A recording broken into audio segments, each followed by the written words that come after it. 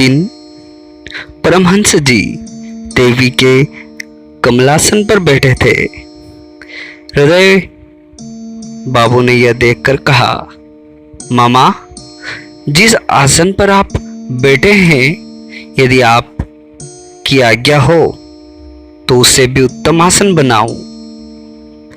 यह सुन परमहंस जी बोले, क्यों रे हृदय, इससे उत्तम आसन कैसे बना सकता है?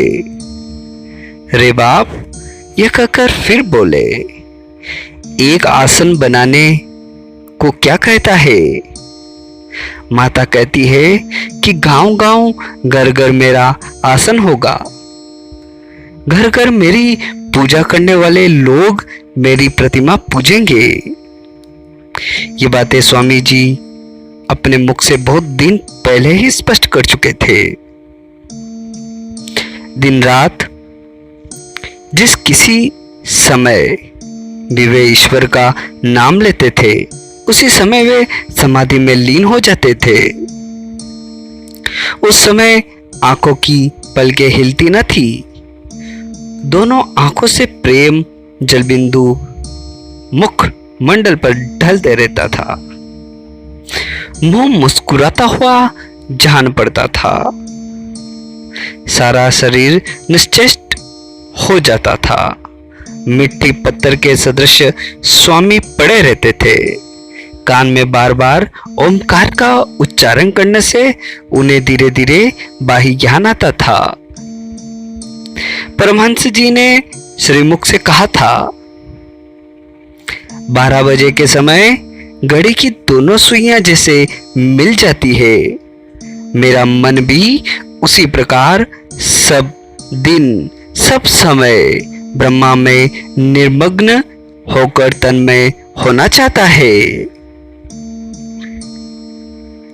पर जीव की भलाई के करने के लिए विचार से मैं ये यत्न करके उसे बाहर झुका लाता हूँ।